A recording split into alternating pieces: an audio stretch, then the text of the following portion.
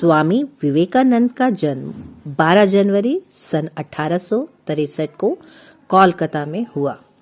उनका घर का नाम नरेंद्र दत्त था। संगीत, साहित्य और दर्शन में विवेकानंद को विशेष रुचि थी। तैराकी, घुड़सवारी और कुश्ती उनका शौक था।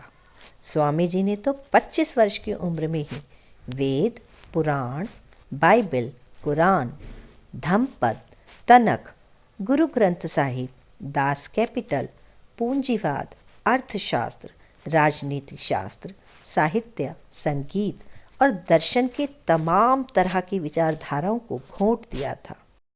विवेकानंद अपनी जिज्ञासाएं शांत करने के लिए ब्रह्म समाज के अलावा कई साधु संतों के पास भटकने के बाद अंततः वे रामकृष्ण परमहंस की शरण में गए।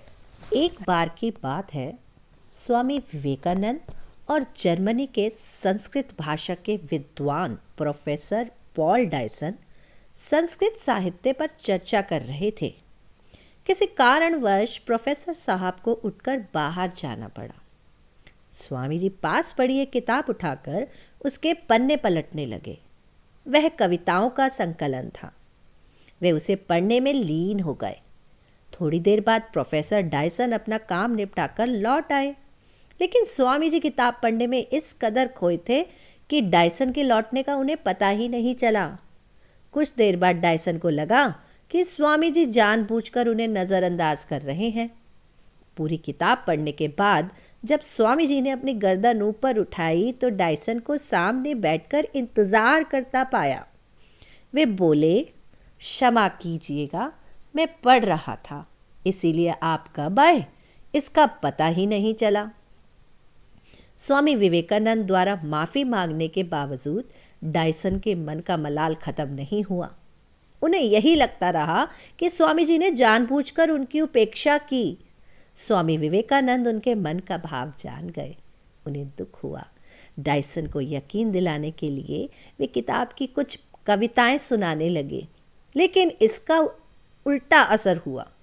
कविता की पंक्तियां सुनने के बाद डायसन ने कहा, लगता है आपने यह किताब पहले भी पढ़ी है। डायसन के इस तरह सोचने का कारण यह था कि 200 पन्ने वाली किताब कोई व्यक्ति इतने कम समय में नहीं पढ़ सकता था। वे बोले, किताब की सारी कविताएं आधे घंटे में याद हो जाना मुमकिन नहीं है। इस पर स्वामी विवेकानंद ने कहा, मिस्टर डायसन, जीवन में सबसे महत्वपूर्ण है एकाग्रता। एकाग्रता जितनी अधिक होगी, आपका समय उतना ही कम लगेगा या काम का परिणाम उतना ज़्यादा होगा। ऐसा कहा जाता है कि 1893 में विश्व धर्म सभा में शामिल होने से पहले विवेकानंद कन्याकुमारी आए थे। एक दिन वे तैरकर इस विशाल शिला पर पहुंच गए। इस निर्जन स्थान पर साधना के बाद उन्हें जीवन का लक्ष्य एवं लक्ष्य प्राप्ति के लिए मार्गदर्शन प्राप्त हुआ था। कहा जाता है कि विवेकानंद के उस अनुभव का लाभ पूरे विश्व को हुआ, क्योंकि इसके कुछ समय बाद ही वे शिकागो सम्मेलन में भाग लेने गए थे।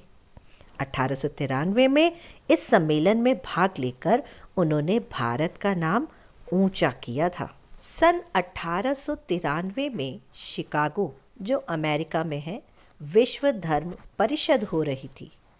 स्वामी विवेकानंद जी उसमें भारत के प्रतिनिधि के रूप में पहुंचे। यूरोप, अमेरिका के लोग उस समय पराधीन भारतवासियों को बहुत हीन दृष्टि से देखते थे। वहाँ लोगों ने बहुत प्रयत्न किया कि स्वामी विवेकानंद को सर्वधर्म परिषद में बोलने का समय ही ना मिले। एक अमेरिकन प्रोफेसर के प्रयास से उन्हें थोड़ा समय मिला। विश्व धर्म सम्मेलन पार्लियामेंट ऑफ रिलीजियन में अपने भाषण की शुरुआत उन्होंने बहनों और भाइयों कहकर की।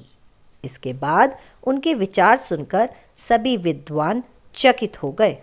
स्वामी विवेकानंद को दमा और शुगर की बीमारी थी। उन्होंने कहा भी था, ये बीमारियां मुझे 40 साल भी पार करने नहीं देंगी।